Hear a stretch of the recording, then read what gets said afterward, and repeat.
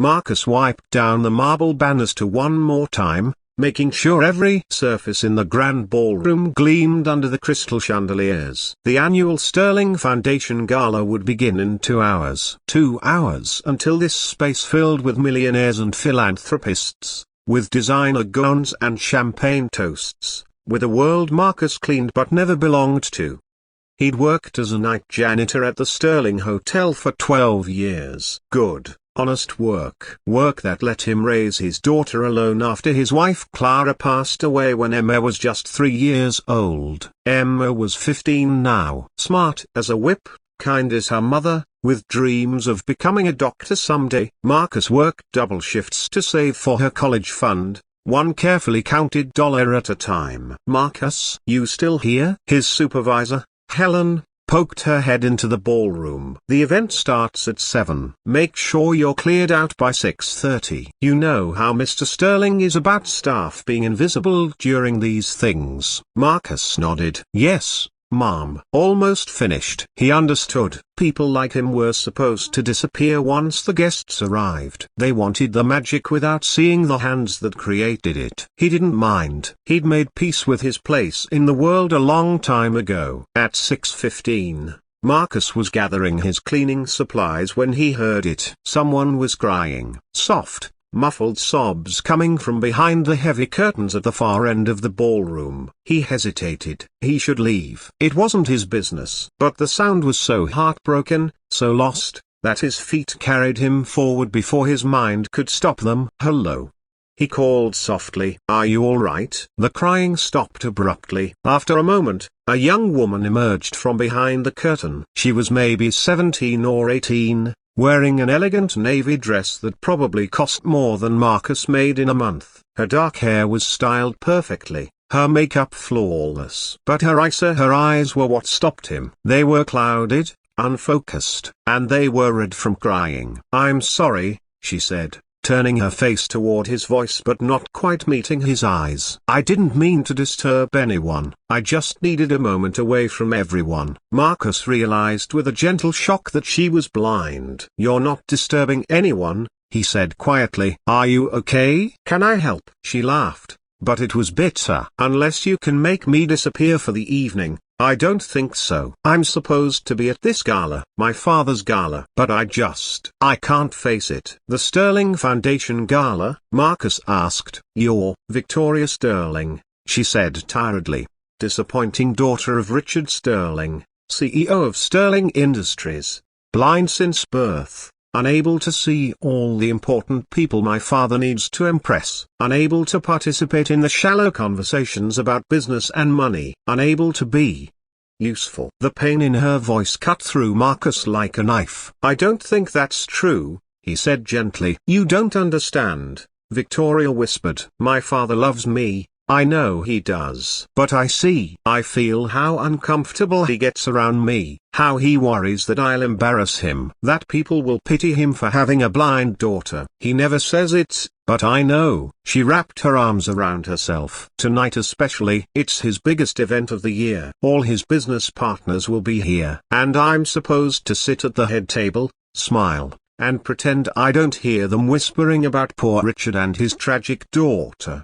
Marcus was quiet for a long moment. Then he said, "My wife died 12 years ago. Cancer." She was only 28. Victoria turned her face toward him, listening. "People used to say the same things about me and my daughter," Marcus continued. "Poor Marcus. That tragic little girl growing up without a mother. Like we were broken somehow, like our lives were less valuable because of what we'd lost." He stepped closer. "But you know what? My daughter Emma is the brightest light in the world. She's strong and kind and brilliant. Not despite losing her mother, but because she learned early that life is precious, that people matter more than things, that how you treat others when no one important is watching that's what defines you." "Your father," Marcus said carefully, "maybe he's not uncomfortable with you. Maybe he's terrified of failing you, of not being enough, of watching you hurt and not knowing how to fix it." Victoria's breath caught. "You think so?" "I think fathers love their daughters more than they know how to say," Marcus said. "And sometimes that love comes out sideways, as worry or overprotection or awkwardness. But it's still love. They stood in silence for a moment. Then, from somewhere in the building, music began to drift through the walls. The orchestra was warming up. A gentle waltz, slow and sweet. "Can I ask you something?" Victoria said suddenly. "What's your name?" "Marcus. Marcus Thompson." "Marcus," she repeated. "Do you know how to dance?" He blinked, surprised. Yes, my wife taught me. We used to dance in our kitchen on Sunday mornings." Victoria held out her hand. "Would you dance with me, just once, before I have to go out there and face everyone? I just want to remember what it feels like to dance with someone who doesn't see me as poor, blind Victoria Sterling, just as a person." Marcus looked at her outstretched hand. He should say number. He needed to leave. The gala was starting soon. But something in her face, the vulnerability, the desperate hope, reminded him so much of his Emma that he couldn't refuse. "It would be my honor," he said quietly, taking her hand. They danced in the empty ballroom, this janitor in his work clothes and this young woman in her designer gown. Marcus led gently, guiding her through the steps, and Victoria followed with a grace that came from years of learning to trust. "You're a good dancer," she said, smiling for the first time. "You are too,"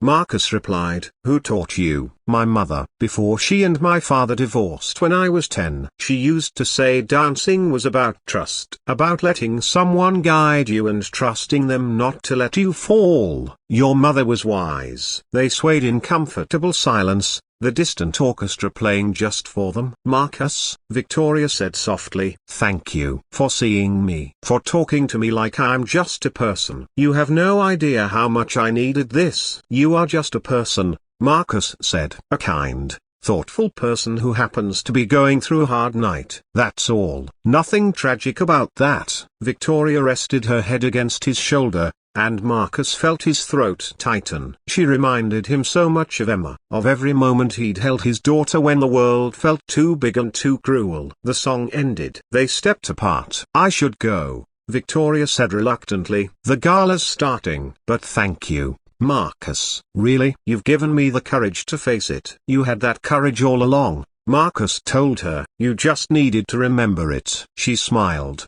squeezed his hand once more, and made her way toward the ballroom entrance, her hand trailing along the wall to guide her. Marcus watched her go, then quietly gathered his cleaning supplies and slipped toward the service exit. He was almost to the door when a voice stopped him. "You, stop right there." Marcus turned to find a tall man in an expensive tuxedo striding toward him. Richard Sterling himself, CEO of Sterling Industries, one of the wealthiest men in the state. Marcus's heart sank. He'd been caught. He was going to lose his job for being in the ballroom when he shouldn't have been, for touching the CEO's daughter, "I saw you," Richard Sterling said, his voice tight with emotion. "From the doorway. I saw you dancing with my daughter." "Sir, I'm so sorry, I didn't mean any disrespect. She was crying and I just wanted to help her." "Stop," Richard said, holding up his hand.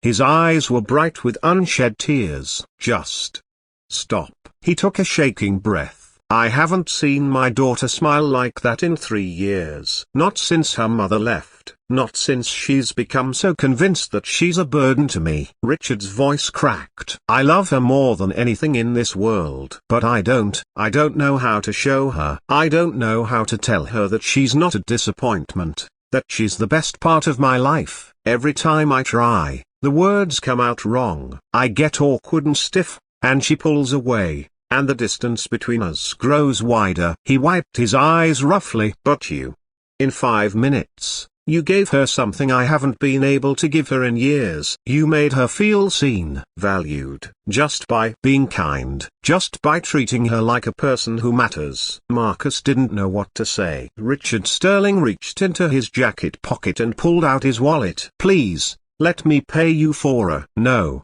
Marcus said firmly. "I don't want your money, sir. I danced with your daughter because she needed kindness, not because I wanted payment." Richard stared at him. Then slowly, he put his wallet away. "What's your name?" "Marcus Thompson." sir. Marcus, Richard repeated. You have a daughter? Yes, sir. Emma. She's 15. And you work here? As a janitor? Marcus lifted his chin. Yes, sir. 12 years. Good, honest work that lets me provide for my girl. Richard was quiet for a long moment. Then he said, Victoria told me once that she could always tell good people from bad by how they treated her when they didn't know who she was. She said most people either pitied her or ignored her, but the truly good ones just talked to her like anyone else. He met Marcus's eyes. She was right. And you're one of the good ones. Thank you, sir, Marcus said quietly. But if it's all the same to you, I should go. I don't want to cause any trouble. Wait, Richard said suddenly. Please, would you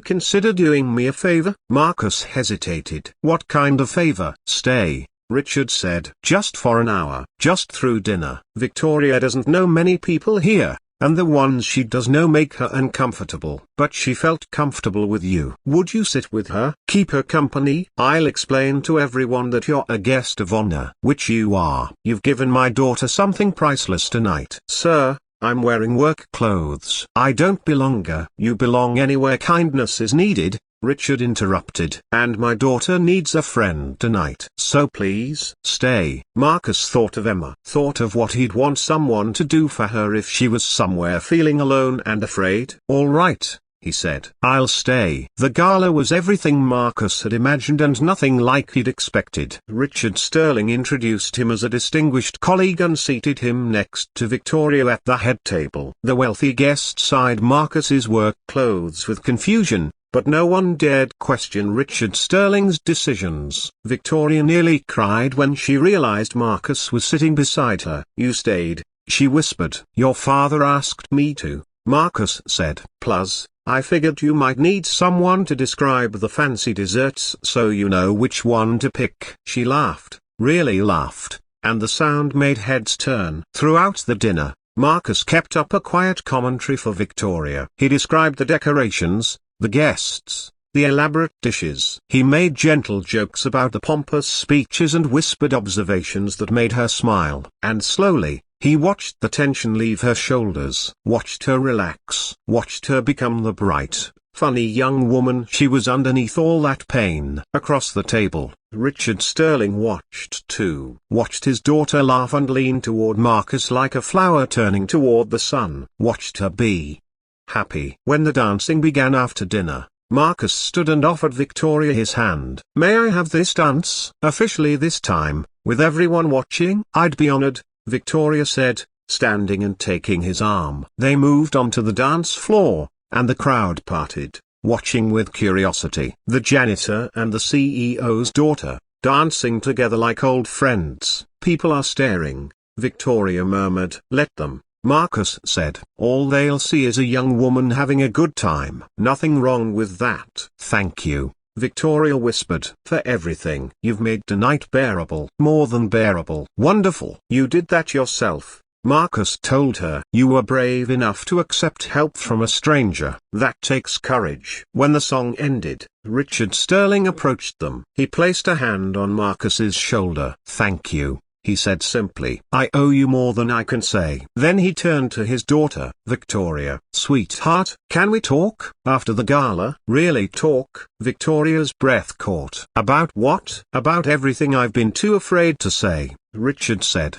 his voice breaking. About how much I love you. About how proud I am of you. About how every day I wake up grateful that you're my daughter, and terrified that I'm failing you. Tears streamed down Victoria's face. Dad, I've been so worried about protecting you that I forgot to just be with you, Richard continued. But watching you tonight, watching you laugh and dance and be yourself, I realized I've been protecting you from the wrong things. You don't need me to shield you from the world. You need me to trust you to navigate it, and to be there when you need me. Really be there. Victoria reached for her father, and Richard pulled her into his arms. Marcus stepped back quietly, giving them privacy. As he did, he felt a hand on his arm. Helen, his supervisor, stood beside him. Her eyes were wet. You're a good man, Marcus Thompson, she said softly. Don't you ever forget that. Later, As Marcus was finally preparing to leave, Richard Sterling found him one more time. "I want to offer you a job,"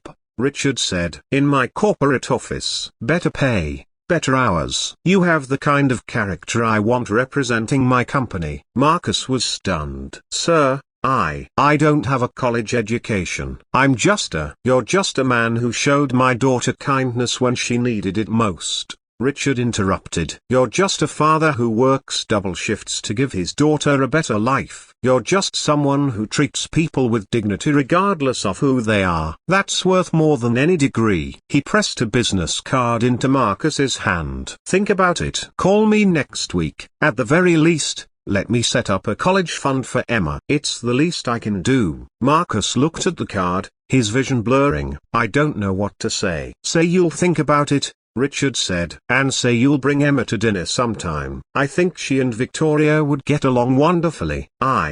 "Yes, I'll think about it. And thank you, Mr. Sterling, for everything." Richard smiled. "Thank you, Marcus. You reminded me tonight what really matters. And you gave my daughter something I'd almost lost, the ability to give her hope." Marcus drove home in a daze. When he got there, Emma was still awake, studying at the kitchen table. "Dad, you're home late. Everything okay?" Marcus sat down beside his daughter and pulled her into a hug. "Everything's more than okay, baby girl. I have a story to tell you about a gala and a dance and how sometimes, when you just try to be kind, the whole world can change." Emma looked at him curiously. "That sounds like one of Mom's stories about how little kindnesses ripple out." "It is," Marcus said, his voice thick. "It's exactly like that." And as he told his daughter about the evening, about Victoria and Richard Sterling and the unexpected grace of human connection,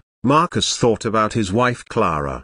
She used to say that we never know when a small act of kindness might change someone's life, that we should treat every person we meet as if they might need exactly what we have to offer in that moment. Tonight, he'd needed to offer a dance and a listening ear. And somehow, miraculously, it had been enough. More than enough. It had been everything. The end.